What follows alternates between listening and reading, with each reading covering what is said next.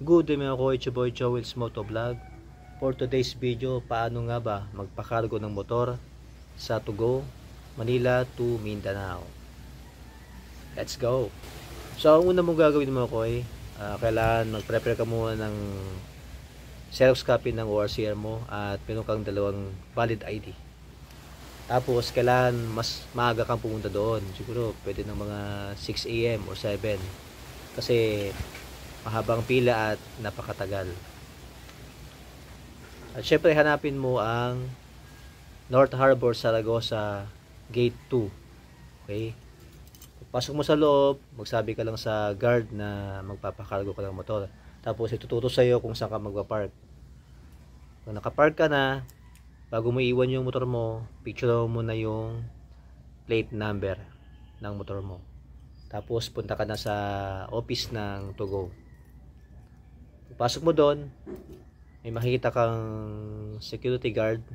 Tanong mo kung anong po ang unang mong gagawin. Sa akin, pumunta muna ako ng customer service. Makita mo yon. Makita mo yung window 1, 2, 3, 4, 5. Tapos sa bandang kaliwa, sa dulo, nandun yung customer service. Punta ka doon. Tapos magsabi ka na magpapakargo ka ng motor. Pwedeng kasama ka sa motor o yung motor lang ibabiyahe. Okay? Tapos papabalikin ka niya sa may guard para kumuha ka ng form.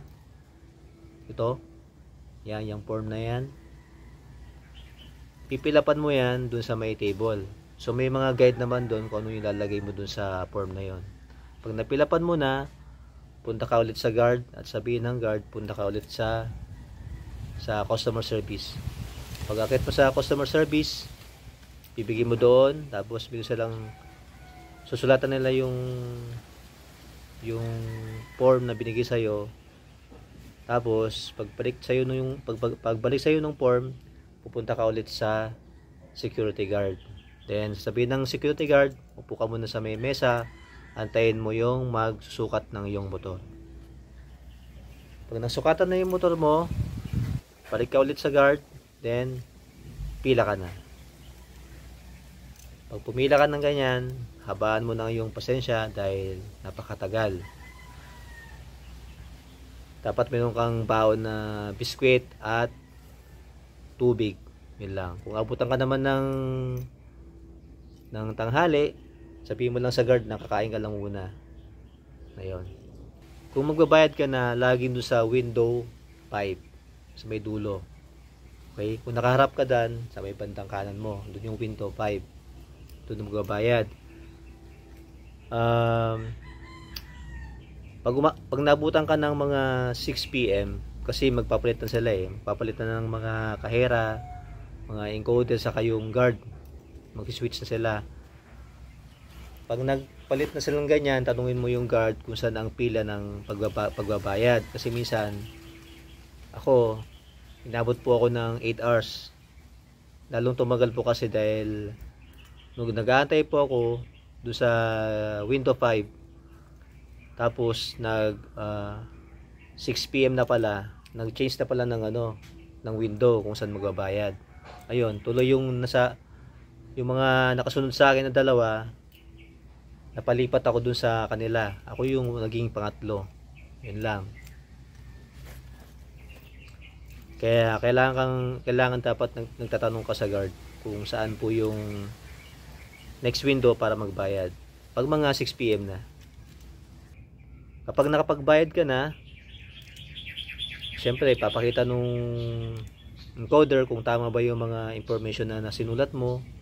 Yun, check mo mabuti yun para hindi magkaroon ng problema. Sa akin, ang binayaran ko 4,688 para sa cargo ng aking motor. Pag nakabayad ka na at binigyan na yung na-encode, balik ka ulit sa may guard. Tapos sabihin sa'yo, magpapatatak ka sa may Pier 16. Pwede mo siyang lakarin, pwede mong gamitin ulit yung motor mo para pumunta doon.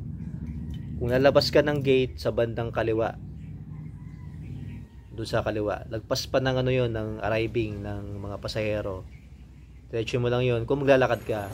Kung gagamitin mo naman yung motor mo, syempre mag-U-turn ka, paikot. Makita mo naman doon yung mga mga gate Pier 16. Magtanong ka lang sa mga guard. Pagpasok mo doon sa Pier 16, magtanong ka ulit kung saan po ba magpapatatak ng ano bang tawag doon? Nakalimutan ko nung tawag doon sa papatatak. Sabihin naman lang kung saan sa may second floor sa bandang kaliwa. Dalawa kasi yung building doon Ito sa right mo sa isang sa left. Punta ka doon, akyat ka sa taas. Pag akyat mo, andun yung mga window, magtanong ka lang kung saan magpapatatak. Tapos meron ka pang babayaran na 6 pesos. Malit lang yun Ewan ko para saan yun, 6 pesos. Pag okay na, nagpatatak ka na, balik ka ulit sa may Tugo office. Sa may North Harbor, Zaragoza, gate 2.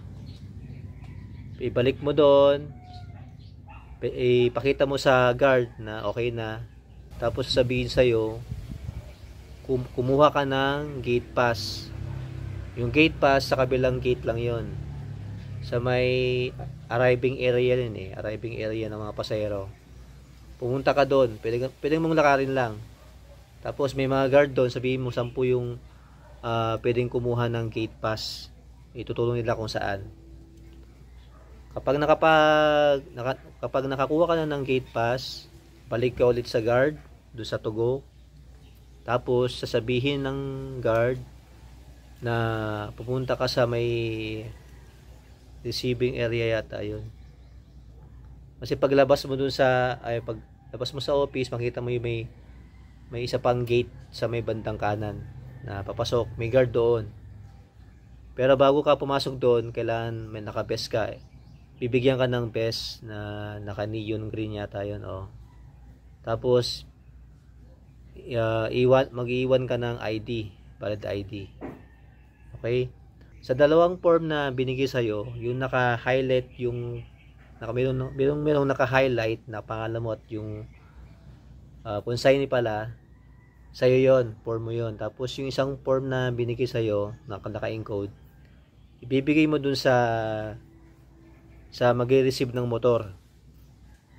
Kapag bigay mo na at pati yung na-check na yung motor, ayun, iwan mo na doon, sila na bahala. Yun lang mga koy, yun ang gagawin mo kapag nagpakargo ka ng motor. Wala Manila to Mindanao. Sa akin, Manila to Jensan. Ayun. 4,688 lang binayaran ko pa mga koy. At hindi ako lumapit sa mga, alam nyo na, yun.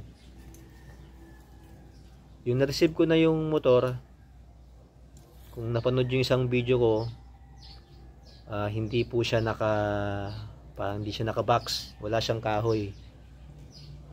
Na-receive ko lang siyang ganyan, na nakaparada doon sa PPA. Saan na bang, ano bang kanyan? Sa may Makar, doon. Ayun lang mga ko, yun lang dapat mong gawin. Kailangan naka-prepare ka, maagang pumunta, at yung mga sales copy ng ORCR mo at yung 2 valid ID. Ayan mga ko, salamat po sa panonood. Dito Boy Joel's Motovlog. Goodbye.